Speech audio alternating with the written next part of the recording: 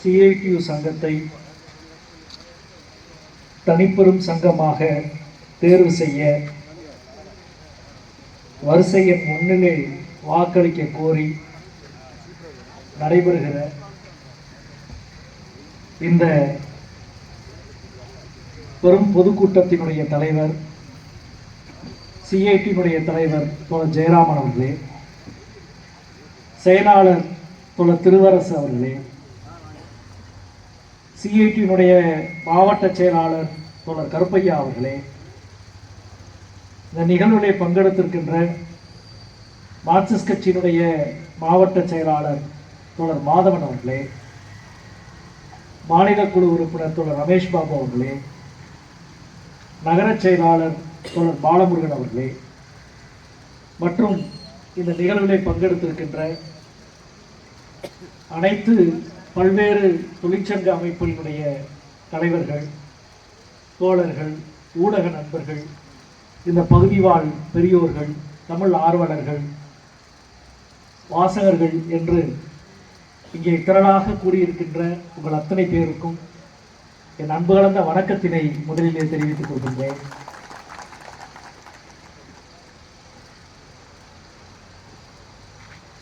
நடைபெற இருக்கின்ற இந்த என்எல்சியினுடைய ரகசிய வாக்கெடுப்பு தேர்தலில் இந்திய தொழிற்சங்க மையம் சிஐடிக்கு வாக்களியுங்கள் என்று கோருகிற இந்த நிகழ்விலே உங்கள் மத்தியிலே நான் வந்து நிற்கின்றேன்.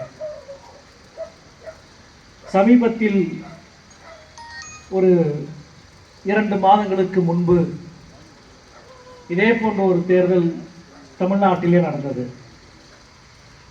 தமிழ்நாடு மட்டுமல்ல, தமிழ்நாடு, கேரளா ரெண்டுக்கும் சேர்த்து சதன் ரயில்வே என்று சொல்லப்படுகிற தெற்கு ரயில்வேயில் சங்க அங்கீகாரத்திற்கான தேர்தல் நடைபெற்றது. அதில் சிஐடியினுடைய சங்கமான டிஆர்யூ உள்ளிட்ட சங்கங்கள் போட்டியிட்டன. போட்டியிட்டு வரலாறு காணாத வெற்றியை சிஐடியினுடைய டிஆர்யூ சங்கத்திற்கு தெற்கு ரயில்வேயினுடைய தொழிலாளிகள் வழங்கினார்கள். இங்க நான் வந்து பேசின பொழுது அங்க போய் பேசின அதே தான் காதை கேட்டுட்டே இருந்துச்சு. தொழிலாளிக்கு 3000 ரூபாய் கொடுக்குறாங்க, பிரியாணி வாங்கி கொடுக்குறாங்க, அதை வாங்கி கொடுக்குறாங்க, எதை வாங்கி கொடுக்குறாங்க. எதையோ வாங்கி கொடுத்தாலும் எதையும் கொடுக்காத, ஆனால் தொழிலாளியின் நலனை விட்டு கொடுக்காதவன் சிஐடியு என்று தேர்வு செய்திருக்கிறார்கள் தெற்கு ரயில்வேயினுடைய தொழிலாளிகள். தெற்கு ரயில்வே தொழிலாளியினுடைய அதே விழிப்புணர்வுக்கு கொஞ்சமும் சளைத்ததல்ல என்எல்சியினுடைய தொழிலாளிகளின் விழிப்புணர்வு என்று நம்புகிற இயக்கத்திலிருந்து நாங்கள் வந்திருக்கின்றோம். எனவே இது போன்ற சின்ன விஷயங்கள் கடந்து இன்றைக்கு உங்கள் மத்தியிலே இந்த 2 நடைபெற்று முடிந்த ஒரு தேர்தலும் இப்பொழுது நடக்க போகிற இந்த தேர்தலினுடைய முக்கியத்துவம் மிக முக்கியமானது. சிஐடிக்கு வாக்களியுங்கள் என்று சொல்லுவது ஒருபுறம், அதைவிட முக்கியம் என்எல்சியை காப்பாற்ற வாக்களியுங்கள் என்று கேட்க நான் வந்திருக்கிறேன். 2க்கு என்ன வித்தியாசம் இருக்குன்றீங்களா? நான் அதை கடைசியாக சொல்கிறேன். சிஐடிக்கு ஏன் வாக்களிக்க வேண்டும் என்று சிஐடியுடைய தொழிலாளிகள் முழுக்க சொல்லியிருக்கிறார்கள். சிஐடியை தேர்வு செய்த பொழுது நாங்கள் என்னெல்லாம் செய்தோம், மற்றவர்களை தேர்வு செய்ததெல்லாம் அவர்கள் என்னவெல்லாம் செய்ய தவறினார்கள் என்பதை மிக விளக்கமாக சங்கத்தினுடைய தலைவர் செயலாளர்கள் விரிவாக பேசியிருக்கிறார்கள். நான் என்எல்சிக்காக பேச வேண்டும் என்று நினைக்கிறேன். ஒரு நாடாளுமன்ற உறுப்பினர், ஒவ்வொரு நாடாளுமன்ற உறுப்பினரும் நாடாளுமன்றத்தில் ஏதாவது ஒரு நிலைக்குழுவில் உறுப்பினராக இருக்க வேண்டும். அது நாடாளுமன்றத்தினுடைய விதி. நிலைக்குழு என்பது ஒரு சாதாரண விஷயம் அல்ல, மிக மிக அதிகாரம் பொருந்திய ஒரு அமைப்பு. அது ஒரு மினி பார்லிமெண்ட். ஏன்னா நாடாளுமன்றத்தில் எல்லா விஷயங்களையும் விவாதிக்க முடியாது. 543 பேரும் என்னைக்கு விவாதித்து முடிக்க ஒரு சட்டத்தையோ ஒரு பிரச்சனையோ. எனவே எல்லா கட்சியிலும் கொண்ட நிலைக்குழுக்களை அமைத்து, நிலைக்குழுக்களை நீங்கள் எத்தனை நாள் வேண்டுமானாலும் நடத்தி கொள்ளுங்கள், எவ்வளவு அறிஞர்களை வேண்டுமானாலும் அழைத்துக் கொள்ளுங்கள், எவ்வளவு அமைப்பை சார்ந்தவர்கள் அழைத்து பேசி விவாதித்து அந்த நிலைக்குழுவின் முடிவாக நாடாளுமன்றத்திற்கு சில முன்மொழிவுகள் வரும். எனவே நாடாளுமன்றத்தின் நிலைக்குழு என்பது மிக மிக முக்கியமானது. நான் கடந்த 5 ஆண்டுகளாக நாடாளுமன்றத்தின் கல்வி நிலைக்குழுவின் உறுப்பினராக இருந்தேன். Education standing committee. இன்றைக்கு இந்த தேசமே பெரும் பேசுபொருளாக இருக்கிற புதிய கல்விக் கொள்கையை அந்த நிலைக்குழுவிலே தான் விவாதிக்கப்பட்டது.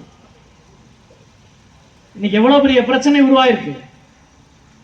தமிழ்நாட்டினுடைய பிள்ளைகளுக்கு பள்ளி கல்விக்கு கொடுக்க வேண்டிய 2500 கோடியை இன்றைக்கு மோடி அரசு நிறுத்தி வச்சிருக்கு. நீ புதிய கல்விக் கொள்கையின் அடிப்படையிலான மும்மொழி கொள்கையை அமுல்படுத்தினால்தான், புதிய கல்விக் கொள்கையை ஏற்றுக்கொண்டால்தான் நான் இந்த 2500 கோடியை கொடுப்பேன் என்று சொல்லி நிறுத்தி வைத்திருக்கிறார்.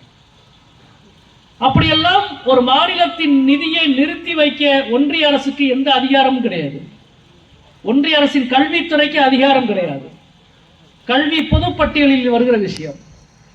தனக்கு அதிகாரம் இல்லாத ஒன்றை ஒன்றிய அரசு செய்கிறது. அதைத்தான் நாங்கள் கேட்கிறோம். உனக்கு சட்டத்தின்படி அதிகாரம் இல்லை, ஆனால் நீ செய்து கொண்டிருக்கிறார்.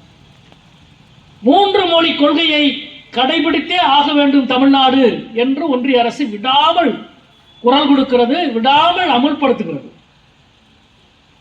இன்றைக்கு மிகப்பெரிய பிரச்சனையாக உருவாகி இருப்பது உங்களுக்கு தெரியும்.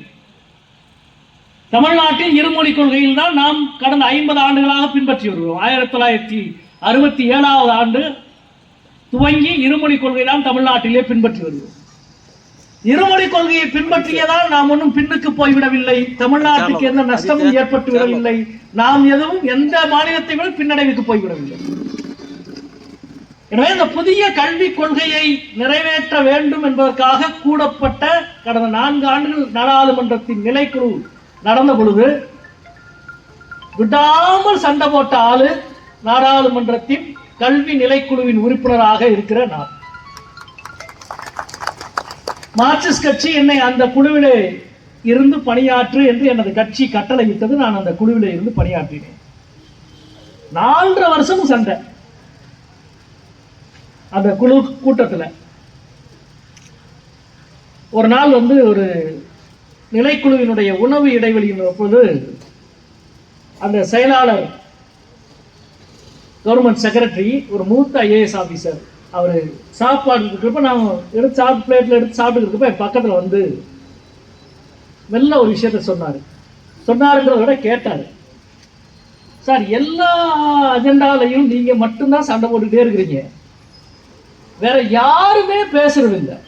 அந்த நிலைக்குழுல மொத்தம் 29 எம்பிக்கள், லோக்சபா, ராஜ்யசபா, எல்லா கட்சியினுடைய நாடாளுமன்ற உறுப்பினர் எல்லாம் சேர்த்து 29 பேர் நாடாளுமன்ற உறுப்பினர். அவர் சொன்னார், உங்களை ஒருத்தரை தவிர வேற யாருமே பேசுறது இல்லையே, ஏன் தெரியுமா அப்படின்னாரு. நான் இவர் கொஞ்சம் உள்ளங்கமான ஆளாச்சே, என்ன சொல்றது தெரியலையா சார், ஏன் அப்படின்னு நான் கேட்டேன். அருமையான ஒரு பதில் அவர் சொன்னார். என்னன்னா, இந்த 29 எம்பி இருக்கிற எல்லாரும் கல்வி தந்தைகள் தான். யாருக்கு? அரசாங்க வீட்டு பிள்ளைக்கு கல்வி தந்தை இல்ல, அரசு பள்ளியில் படிக்கிற குழந்தைகளுக்கான கல்வி தந்தைகள் அல்ல, கோடி கணக்கில் கொட்டுவதற்கு, கல்வியை வணிகமாக்குவதற்கான வணிக தந்தைகள் இருக்கிறார். நான் ஏற்கு இந்த பின்னணியை சொல்றேன்னா, 5 ஆண்டுகள் அதை பணியாற்றி முடித்துவிட்டு இப்பொழுது மீண்டும் 18வது நாடாளுமன்றத்திலே மக்களவை உறுப்பினராக மார்க்சிஸ்ட் கட்சியின் சார்பில் தேர்வு செய்யப்பட்டு என்னை கட்சி மதுரை மக்கள் அனுப்பியிருக்கிறார்கள். இந்த முறை நீ எந்த நிலைக்குழுவிலே போய் பணியாற்ற வேண்டும் என்று கேள்வி வந்த பொழுது மார்க்சிஸ்ட் கம்யூனிஸ்ட் கட்சி முடிவெடுத்து என்னை அனுப்பி இருக்கிறது. எங்கே அனுப்பியிருக்கிறது தெரியுமா? Mineral mines steel standing committee, கனிமம் மற்றும் சுரங்க துறையினுடைய நாடாளுமன்ற நிலைக்குழுக்கு அனுப்பியிருக்கிறது. இந்த டங்ஸ்டன் ஒரு பிரச்சனை வந்துச்சுல மதுரைக்கு பக்கத்துல.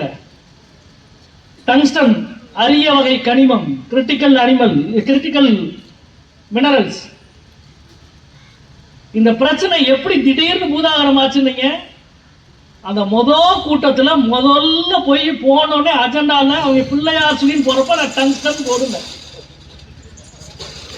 அரிய வகை கனிமத்தை எடுக்கிறதுக்கு, மதுரையில எடுக்கிறதுக்கு நீ எப்படி வேதாந்தாக்கு நீ ஒப்பந்தத்துக்கு கொடுத்த?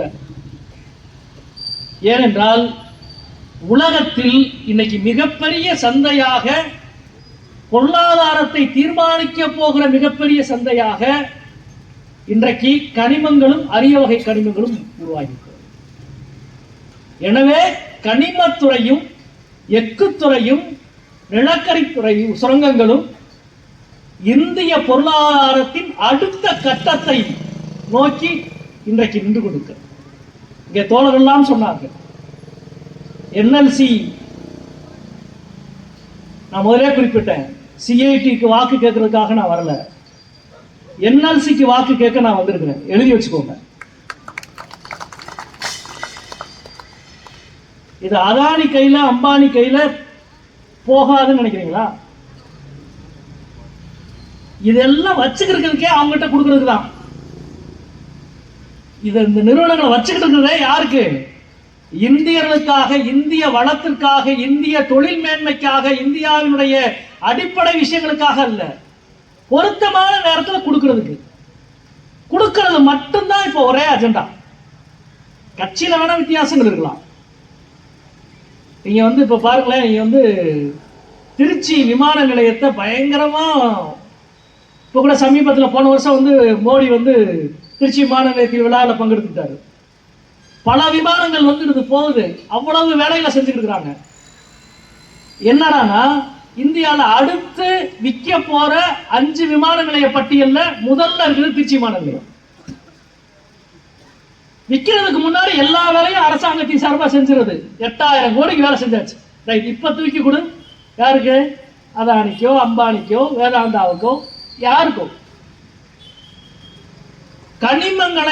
கனிமத்துறையை ஒட்டுமொத்தமாக இந்த நாட்டின் பெருமுதலாளிகளுக்கு அள்ளி கொடுக்கிற மிக மிக மோசமான கொள்கை கட்டட்டு திறந்து விடப்பட்டிருக்கிற ஒரு சூழல். அந்த முதல் கூட்டத்தில் ஸ்டாண்டிங் கமிட்டியில கலந்துட்டாங்க. ரொம்ப ஆச்சரியமா இருந்துச்சு எனக்கு. இந்த கடந்த காலாண்டில் என்எல்சியினுடைய லாபம், எதிர்பார்க்கப்பட்ட லாபம் 250 கோடி. ஆனா எவ்வளவு லாபம் சம்பாதிச்சிருக்கு தெரியுமா? என்எல்சி எதிர்பார்க்கப்பட்டது 250 கோடி. ஆனா வந்திருக்கிற லாபம் 668 கோடி. ஆனா நம்மளுக்கு பெஞ்சு சேர் வாங்க காசு கொடுக்க மாட்டோம் போராடி இருக்கிறோம். இல்ல அதானே? டேபிள் சேர் பர்னிசிங் காசு எவ்வளவு பிச்சை எடுக்க வச்சிருக்காங்க நம்மள. 250 கோடி லாபம் வர வேண்டிய, நிர்ணயிக்கப்பட்ட லாபம் 250 கோடி, வந்திருக்கிற லாபம் 668 கோடி. ஆனால் இவ்வளவையும் உருவாக்கிய தொழிலாளிக்கு டேபிளுக்கும் சேருக்கும் 10 ரூபாய்க்கு 100 ரூபாய்க்கு பிச்சை எடுக்க வச்சிருக்க இந்த கொள்கைக்கு எதிரான ஒரு அரசியல் உறுதி இருந்தால் மட்டும்தான் தொழிலாளியால் வெற்றி வர முடியும். இல்லைன்னா ஒருவரும் வெற்றி அடைய முடியும். நான் கேட்க வந்தது டேபிள் சேருக்கான உரிமையை கொடு என்று கேட்க வரவில்லை. 500 1000த்துக்காக போராடுகிற சங்கமாக நாங்கள் இல்லை. இந்த 668 கோடியை உருவாக்கிய தொழிலாளிக்கு இந்த வளத்தில் சேர வேண்டிய பங்கை கொடுக்கிற அரசியலை பற்றி பேச வந்திருக்கிறேன். என்ன அநியாயம்! எவ்வளவு தெரியுமா ரெவென்யூ கூடியிருக்கு? 37%. இந்தியாவில் எந்த தனியார் நிறுவனங்களிலும் உயராத வருமானம் 3300 கோடி. எதிர்பார்க்கப்பட்ட வருமானம் வந்திருப்பது 4460 கோடி. போன குவார்டர்ல, டிசம்பர் வரை முடிந்த காலாண்டுல. ஆனா அங்க என்ன நடந்துகிட்டு இருக்கு? அங்க நாடாளுமன்றத்தின் நிலைக்குழுவிலே சமர்ப்பிக்கப்பட்ட அறிக்கையில் செல்வ வளம் கொளிக்கிற நிறுவனமாக இருக்கிறது, லாபத்தை கொட்டுகிற நிறுவனமாக இருக்கிறது. ஆனா இங்க வந்தா இந்த லாபத்தை, இந்த வளத்தை உருவாக்கி இருக்கிற கடந்த 5 ஆண்டுகளில் அனல் மின் நிலையத்தில் மட்டும் 25 விபத்துக்கள், 29 தொழிலாளி மரணம் அடைந்திருக்கிறார்.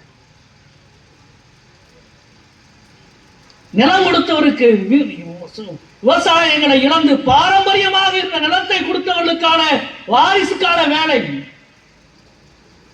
அதை பங்களிப்பு செய்தவர்களுக்கான வேலை, ஒப்பந்த தொழிலாளிகளுக்கான உரிமை, எல்லா அடிப்படை விஷயங்களையும் பகுதி பகுதியாக தீர்மானித்திருந்தால் தீர்த்திருக்க முடியும். காசா இல்ல, நஷ்டத்தில் வர்ற கம்பெனியாது. அது மட்டும் இல்ல நண்பர்களே, ரொம்ப வேதனையான விஷயம். இதுதான் 2 நாளைக்கு முன்னாடி தமிழ்நாடு பசுமை வாரிய தீர்ப்பாயத்தினுடைய அறிக்கை நீங்க பார்த்துப்பீங்கன்னா தெரியும். இந்த மொத்த ஏரியாலையும் நிலத்தடி நீர் 112% நஞ்சு கலந்த பாதரசமாக இருக்கு. மன்னிக்கணும், குடிநீர், பாசன நீர். நிலத்தடி நீர் 68% நஞ்சு கலந்த பாசனம். உண்டான அறிக்கை. இதெல்லாம் சரிபடுத்தணுமா இல்லையா? இது எல்லாம் வாழ்க்கை. ஊதியத்தை பத்தி எதுக்கு பேசுறோம்? சம்பளத்தை எதுக்கு பேசுறோம்? நல்லா வாழணும், நல்லா சாப்பிடணும், நல்லா தண்ணியை குடிக்கணும், நம்ம குழந்தைய நல்லா படிக்க வைக்கணும். வாழ்க்கையை அழகாக்குவதற்கு தான் இந்த போராட்டம். வாழ்க்கையை எல்லாருக்குமானதாக மாற்றுவதற்கு தான் இந்த போராட்டம். இந்த உரிமை என்ற குரல் இருக்குல்ல, அது நபர்களுக்கானதல்ல, சங்கத்துக்கானதல்ல, மனிதனின் பகுத்தறிவுக்கானது. பகுத்தறிவு கொண்ட மனிதன் இருக்கிற வரை உரிமைக்கான போராட்டம் இருந்துகிட்டே இருக்கும். இல்லைன்னா எவனா 2 பேர் வருவான், அவன் தீர்மானிப்பான். இப்ப இந்த அமெரிக்கால ஒரு கிறுக்க வந்துருக்கான் பாருங்க, அவன் என்ன முடிவு எடுக்கிறான்? வாங்கடா, இப்ப வாங்கடா. இந்தியாவில் தொழில் செய்கிற தமிழ்நாடு உண்மையில மிக அதிகமாக இந்தியாவில் ஏற்றுமதி செய்கிற மாநிலம் தமிழ்நாடு. தகச்சு போய் நிக்கிறாங்க தொழில் முனைவோர்கள்லாம். எதுல இன்வெஸ்ட் பண்றதுன்னு தெரியல, எந்த தொழிலை இயக்குவதுன்னு தெரியல. ஏன்னா அவன் என்ன முடிவு எடுப்பான்னு தெரியாது. எதுக்கு எவ்வளவு டாக்ஸ் போடுறான்? இன்னைக்கு காலையில மோடி ஒரு ட்வீட் போட்டிருக்காரு, திருப்பி கொடுக்கிற, திருப்பி அடிக்கிற, பதில் சொல்லுகிற பலம் ஒரு அரசியலுக்கு வேணும்.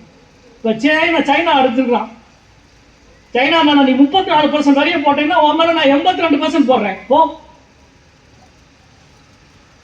அந்த பொருளாதார துணிவு வேணும்ல. இந்தியாவின் வளங்களை காவு கொடுக்கிற நம்முடைய தலைமுறையிலே நாம் சந்திக்கிற மிகப்பெரிய பிரச்சனை என்ன? சுதந்திர இந்தியாவின் தலைமுறை சந்தித்தது வேறு. அன்னைக்கு இந்தியாவில் வளங்களே கிடையாது. அது வளங்கள் எல்லாம் இருந்தது. வளங்களை பொருளாக மாற்ற தொழில்நுட்பம் இல்லை. அதனால இங்க இவ்வளவு வளம், கனிம வளம் இவ்வளவு இருக்கிற இந்த நிலத்தில் இப்படி ஒரு தொழிற்சாலையை உருவாக்க முடியும் என்ற கனவு கண்ட பி. ராமமூர்த்தி என்ற கம்யூனிஸ்டினுடைய தீர்க்க தரிசனம் இருந்தது. கம்யூனிஸ்ட் கட்சி ஆட்சி நடத்தப்பட்ட சோவியத் யூனியனுடைய சர்வதேச அரசியல் என்ற பார்வை இருந்தது. அன்றைய தலைமுறை சந்தித்தவைகள் அவையெல்லாம். இவ்வளவு பெரிய நாட்டில் உற்பத்தியை உருவாக்குவதற்கான தொழில்நுட்பம் இல்லாமல் திணறியது. ஆனால் முதலாளிகள் கையில காசு கிடையாது. இந்தியாவின் மிகப்பெரிய முதலாளியான டாடாவுக்கு கையில இருந்தது சில 100 கோடிகள் தான். எனவே தனியார்கள் போய் இன்வெஸ்ட் பண்ண முடியாது, முதலீடு செய்ய முடியவில்லை. அரசாங்கம் முதலீடு செய்து நிதியை திரட்டி முதலீடு செய்து தொழிலை உருவாக்கி மிகப்பெரிய ஒரு வளர்ச்சியை உருவாக்கிய பிறகு இந்த தலைமுறையில் நாம் சந்திக்கிற மிகப்பெரிய பிரச்சனை, உருவாக்கப்பட்ட வளங்களை எல்லாம் வெட்டி விற்று 4 பேரின் சொத்தாக மாற்றுகிற ஒரு யுத்தம் நடந்து கொண்டிருக்கிறது. பிரிட்டிஷ் காலத்தில் கிடையாது. பிரிட்டிஷ் காலத்தில் கூட இந்தியாவின் வளங்கள் பெருமுதலாளிகளின் கையில் 50%க்கும் குறைவா இருந்துச்சு. இன்னைக்கு இந்தியாவின் மொத்த வளங்கள் இந்திய பெருமுதலாளிகளின் கையில் 56% இருக்கு. வெறும் 100 பேர் கையில 56% இருக்குங்க. மிச்சம் இருக்கிற 120 கோடி பேர் கையில 46% இருக்கு. அப்பட்டமாக நான் சொல்லிக்கொண்டே போகலாம். நாடாளுமன்றத்திலும் இந்தியாவின் வளங்களை சூறையாட இவர்கள் என்னவெல்லாம் நடவடிக்கை எடுக்கிறார்கள். நீ என்ன நடவடிக்கை எடுத்தாலும் சமரசம் இல்லாமல் போராடுவதற்கு ஒரு இயக்கம் இருக்கிறது என்றால் மொத்த இந்திய திருநாட்டில் செங்கோடி இயக்கம் மட்டும்தான் அதில் சமரசம் இல்லாமல் போராடுகிறது. நாங்க மக்களவையில் ரொம்ப கம்மியா, சிறிய எண்ணிக்கை தான், ரொம்ப குறைவான எண்ணிக்கை தான். ஆனா உங்களுக்கு தெரியும், மோடி பேசினாரு 2 ஆண்டுக்கு முன்னாடி. நாங்க கடைசி வரிசையில் உட்கார்ந்துருக்கோம். அந்தோலன் ஜீவி அப்படின்னாரு எங்களை பார்த்து. ஞாபகம் இருக்கா அவங்களுக்குலாம்? அந்தோலன் ஜீவினா போராடி பிழைப்பவர்களே அப்படின்னாரு. யாரை பார்த்து? அந்த கடைசி வரிசையில் உட்கார்ந்த எங்க 4 பேரை பார்த்து. ஏன்? மற்ற எல்லாரும், இடதுசாரிகளை தவிர மற்ற எல்லாரும் அதானிக்கு இந்த வளங்களை பங்கிட்டு கொடுக்கிற பொழுது, அம்பானிகளுக்கு இந்த வளங்களை பங்கிட்டு கொடுக்கிற பொழுது, இந்தியாவின் கார்ப்பரேட் பெருமுதலாளிகளுக்கு பொதுத்துறைகளை பங்கிட்டு கொடுக்கிற பொழுது அவர்களின் சத்தம் கொஞ்சம் கொஞ்சமாக குறைந்து மௌனமாகிவிடுவார்கள். ஆனால் இந்திய வளங்களை, பொதுத்துறை நிறுவனங்களை, தேசத்தின் சொத்துக்களை தனியார் முதலாளிகளுக்கு கொடுக்கிறோம் என்று சொன்ன பிறகு கொடுப்பதற்கு நடவடிக்கை எடுக்கிற பொழுது எந்த சமரசமும் இல்லாமல் ஒரு குரல் கேட்டுக்கொண்டே இருக்கிறது என்றால் அது கம்யூனிஸ்டுகளின் குரல் மட்டும்தான் என்பதை நாடாளுமன்றம். அதனால்தான் விவசாய போராட்டத்தில் அவ்வளவு பெரிய எழுச்சியை வட இந்தியா கண்டது. அன்றைக்கு அந்த போராட்டத்துக்கு தலைமை தாங்கிய அன்புக்குரிய தோழர் அமராராம் அதே டிராக்டர்ல 1.5 ஆண்டுகள் விவசாயிகள் எந்த போராட்டத்தை நடத்தினார்களோ, டிராக்டர் போராட்டத்தை, அதே டிராக்டரில் ராஜஸ்தானத்திலே வெற்றி பெற்று இன்றைக்கு நாடாளுமன்றத்துக்குள் டிராக்டருக்குள்ள நான் வரேன் டிராக்டர் ஓட்டிட்டு உள்ள வந்தார். நண்பர்களே, 2 விஷயம். சாதியத்துக்கு எதிராக, சாதி வெறிக்கு எதிராக, மதவெறிக்கு எதிராக போராடுகிற நிறைய நண்பர்கள் இருக்கிறார்கள். சமாதானத்திற்காக போராடுகிற நிறைய நண்பர்கள் இருக்கிறார்கள்.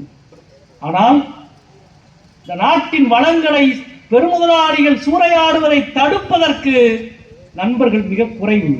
அதில் இந்தியாவில் தனித்து விடப்பட்டவர்கள் செங்கொடி இயக்கத்தை சார்ந்த தோழர்கள் மட்டும்தான்.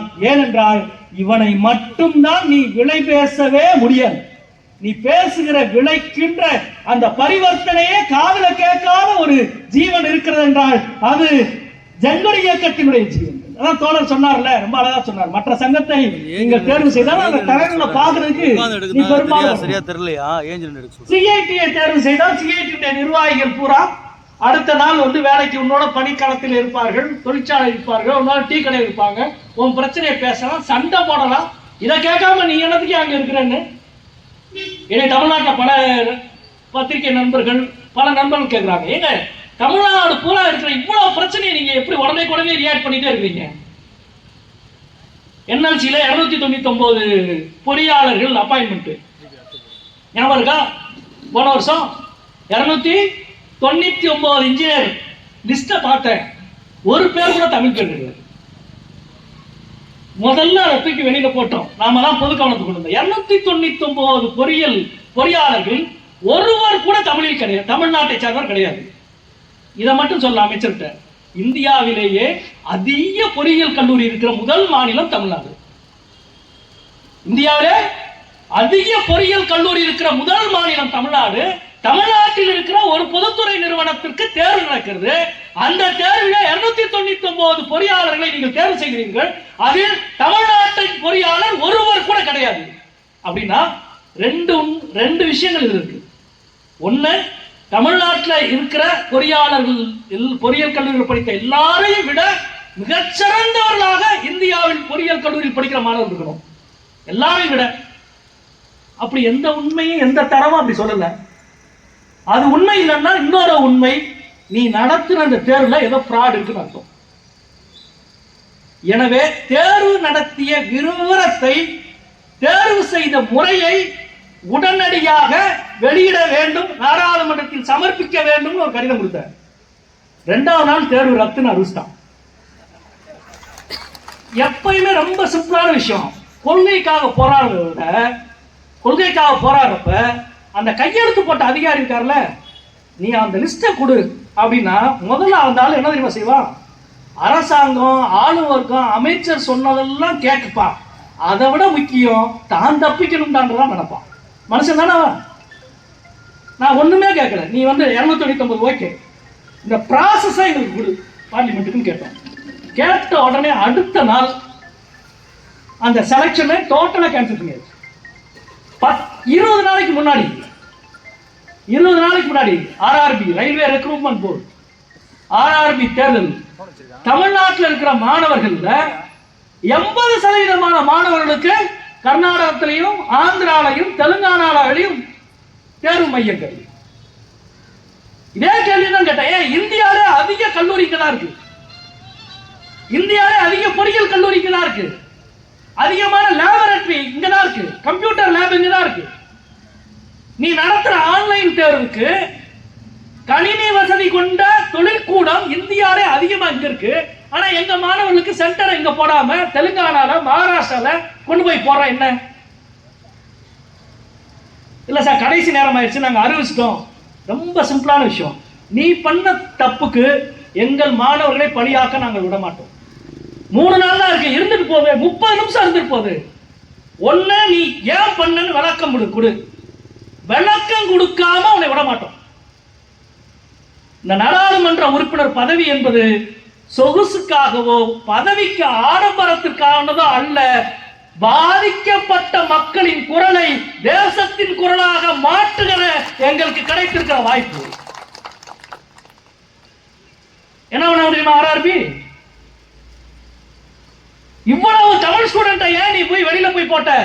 பதில் சொல்லு என்று ஆர்ஆர்பியை கேட்டு பிரச்சனை பண்ணவுடன் உடனே அறிவிச்சா பல்வேறு தொழில்நுட்ப காரணங்களால் தேர்வு ரத்து செய்யப்படுகிறது. அந்த தொழில்நுட்ப காரணம் என்ன எனக்கு தெரியும். அதாவது முந்தி 10 நடந்துரும், ஏதாவது ஒன்ன தடுத்து நிறுத்துவோம். இப்ப 10ஐயும் தடுத்து நிறுத்துவோம். நாங்க இருக்கிற வரைக்கும் எந்த தவறையும் தமிழ்நாட்டுக்கு எந்த அநீதியும் இழைக்க விட மாட்டோம் என்பதை உறுதியாக நின்று சட்டை நண்பர்களே. ஏன்னா இந்த காலம் அவ்வளவு மோசமாயிடுச்சு. மத்தியிலே இருக்கிறவர்கள் வளங்களாக இந்தியாவின் பொதுத்துறையை அளிப்பது, மாநிலமாக தமிழ்நாட்டை முழுமை வஞ்சிப்பது, மொழியாக தமிழ் மொழியை முற்றிலும் நசுக்குவது. ஏன் இங்க இவ்வளவு வட இந்திய அதிகாரிகள்? அந்தந்த மாநிலத்துக்கு ரீஜனல் ஆர்ஆர்பி தேர்வு நடத்து, அந்தந்த மாநிலங்களுக்கான ஒன்றிய அரசு தேர்வு நடத்துற. நீங்க இந்த மாவட்டத்தில் எடுத்து பாருங்க, இந்தியன் பேங்க் சர்வே எடுங்க. நான் இந்தியன் பேங்க் ஒரு உதாரணத்துக்காக சொல்றேன். தேசியமயமாக்கப்பட்ட வங்கியில சர்வே எடுங்க. இன்றைக்கு இந்த மாவட்டத்தில் இருக்கிற தேசியமயமாக்கப்பட்ட வங்கியில எத்தனை மேனேஜர் எடுங்க, 30-40% தமிழ்நாடு அல்லாத மாநிலத்தின் மேலாளர் தான் இருப்பார். இந்த இதுல எத்தனை பேங்க் போய் பாருங்க. அவருக்கும் கஷ்டம், நமக்கும் கஷ்டம். அவர் என்ன, நான் நெய்வேலிக்கு அவர் என்ன வந்தாரு? அந்தந்த ரீஜன்ல ரெக்ரூட்மெண்ட் வங்கி என்று இருந்த முறையை மாற்றி ஒழித்து தமிழ்நாடு போன்ற மாநிலத்தினுடைய வேலை வாய்ப்பை வளங்களை சிதைப்பதே முழு நேர வேலையாக இருக்கிற இந்த நேரத்தில் இது மற்ற எல்லா காலத்தை விட மிக முக்கியமானது. சிஐடிக்கு ஏன் வாக்களியுங்கள் என்ற கேள்விக்கு பதில் வரப்போகிற பேச்சுவார்த்தை தோழர்கள் சொல்லிட்டே இருக்கிறாங்க. அடுத்த பேச்சுவார்த்தையில் உங்களுக்கு கிடைக்க போகிற உயர்வு அல்லது உங்களுக்கு கிடைக்க போகிற நலன், இதெல்லாம் காரணம். இதை எல்லாத்தையும் விட முக்கியமான காரணம் என்எல்சி இந்திய பொதுத்துறையாக காப்பாற்றப்பட வேண்டும், இதில் தொழிலாளர்களுடைய உரிமை நிலைநிறுத்தப்பட வேண்டும் என்ற அரசியல் காரணத்திற்காக சிஐடிக்கு வாக்களியுங்கள் என்று கேட்டு நான் வந்திருக்கின்றேன். இந்த அரசியல் எல்லாவற்றையும் விடப்படுகிறது. பொருளாதார நலனை விட நான் தான் சொல்றேனே, 29 விபத்து நடந்திருக்கு இந்த 5 வருஷத்துல. 29 உயிர்கள் பலியா இருக்கிறாங்க. நான் வர்ற பொழுது ஒரு டீட்டெயில் எடுத்துட்டே வந்தேன். இந்த சமூகத்திற்கு கொடுக்க வேண்டிய, அரசு கொடுக்க வேண்டிய நிதி, லாபத்திலே இருந்து கொடுக்க வேண்டிய, பாதிக்கப்பட்ட கிராமங்களுக்கு கொடுக்க வேண்டிய நிதி, பாதிக்கப்பட்ட கிராமங்களுக்கு பாதிக்கப்பட்ட நிலத்தை கொடுத்த மக்களுக்கான வேலை வாய்ப்பு, இதில் கொடுக்கப்பட்ட உறுதி, இவை எல்லாவற்றையும் பற்றி விடாது பேச வேண்டியிருக்கிறது. விடாது சலிப்பான விஷயம் தான். உங்களுக்கு ஆதரவே இருக்காது, எங்களுக்கு தெரியும். நான் தான் சொன்னேன், கடந்த 5 வருஷம் நாடாளுமன்றத்தின் கல்வி நிலைக்குள்ள ஒரே ஆளா கட்டிட்டே இருந்தேன். அது வேற வழி கிடையாது. இடதுசாரிகளின் பலத்தை பொறுத்து தான் இவையெல்லாம் தீர்மானம் ஆகும். இடதுசாரிகளுக்கு பலம் இல்லை என்று தெரிந்தவுடன் தான் இவ்வளவு பொதுத்துறைகளை தூக்கி விற்கிற வேலை நடக்கிறது.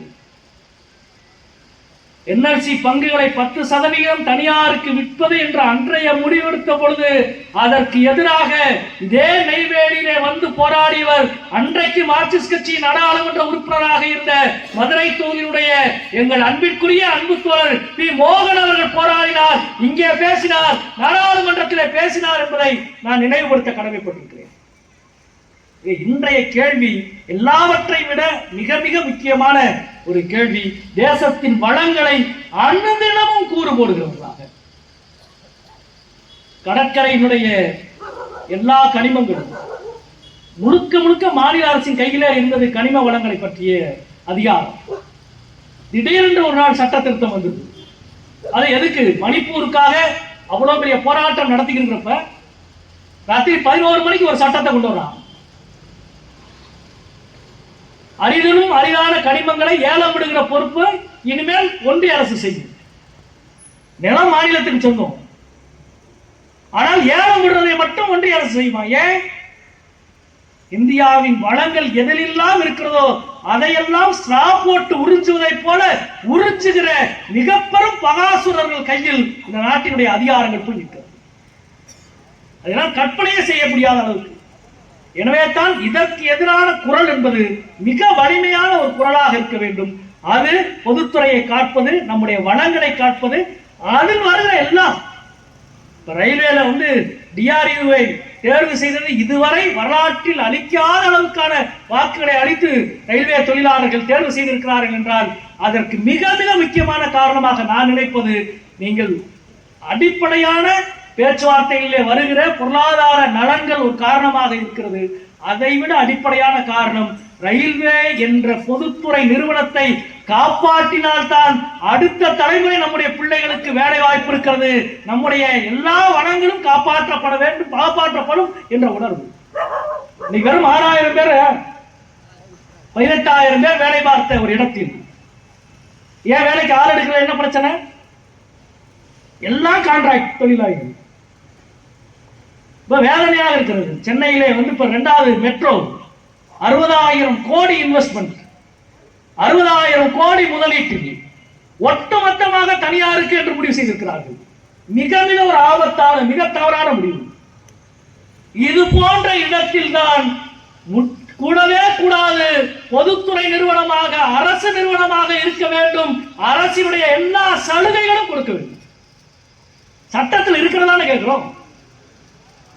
சட்டத்திலே இல்லாமல் கொத்தடி, நவீன கொத்தடிமைகளைப் போல இந்திய மக்களினுடைய வளங்களை இந்த அரசு கையாள நினைப்பதை எப்படி ஏற்றுக்கொள்ள முடியும்?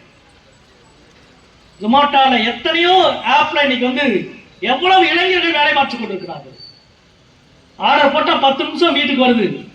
உணவு, பொருள், காய்கறி எல்லாம் வருது. கொண்டு வந்து கொடுக்குற அந்த பையன்கிட்ட பேசுங்க, நீ சாப்பிட்டு எவ்வளவு நேரம் ஆச்சுன்னு கேளுங்க, தண்ணி குடிச்சு எவ்வளவு நேரம் ஆச்சுன்னு கேளுங்க. உங்க வீட்டுக்கு டெலிவரி பண்ணுகிற அந்த இளைஞன் 30 வயசு 35 வயசு கீழே தான் இருப்பான். எவ்வளவு நேரம் அந்த வேலை பார்த்துக்கிட்டேன்னு கேளுங்க.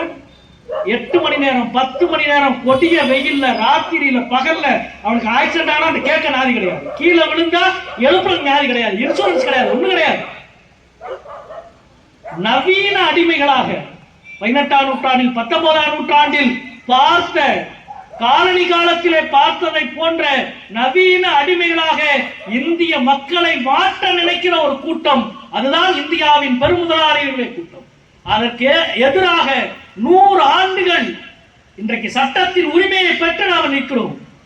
தொழிலாளிகள் என்ற இந்த இடம் ஒரு சாதாரண இடம் அல்ல, சாதாரண இடம். சட்டத்தின் எல்லா உரிமைகளும் பெற்று நிற்கிற இந்த இடத்தை தக்க வைப்பது மிக முக்கியமானது. இது ஒரு அரசு நிறுவனத்திடம் தொழிற்சங்கம் நடத்துகிற ஒரு போராட்டம் அல்ல. இந்த அரசினுடைய பெரும் கொள்கைகளுக்கு எதிராக மகத்தான தொழிலாளிகள் எல்லாரும் ஒன்று சேர்ந்து நடத்த வேண்டிய போராட்டம். நீங்க எந்த கட்சியில இருந்துக்கோங்க, அது பிரச்சனையே கிடையாது. எந்த அரசியலையும் இயங்கிக் கொள்ளுங்கள், இருங்கள், வாக்கு கேளுங்கள், பிரச்சனையே கிடையாது. ஆனால் பொதுத்துறையை காப்பாற்றுவது, தொழிலாளியின் நலனில் சமரசம் இல்லாமல் இருப்பது என்றால் அது செங்கொடி இயக்கத்தால் மட்டுமே முடியும். எனவே சிஐடியுக்கு எண் 1க்கு வாக்களியுங்கள். சிஐடியுடைய வெற்றி என்எல்சியுடைய வெற்றிக்கு சமம். சிஐடியுடைய வெற்றி என்பது என்எல்சியுடைய தொழிலாளரின் உரிமையை காப்பாற்ற நாடாளுமன்றத்திலும் நாங்கள் இயங்குவோம் என்பதை சொல்வதற்காக மட்டுமே உங்களிடம் நாங்கள் வந்திருக்கின்றோம். வாக்களித்து தோழர்களை வெற்றி பெற செய்யுங்கள். நன்றி, வணக்கம்.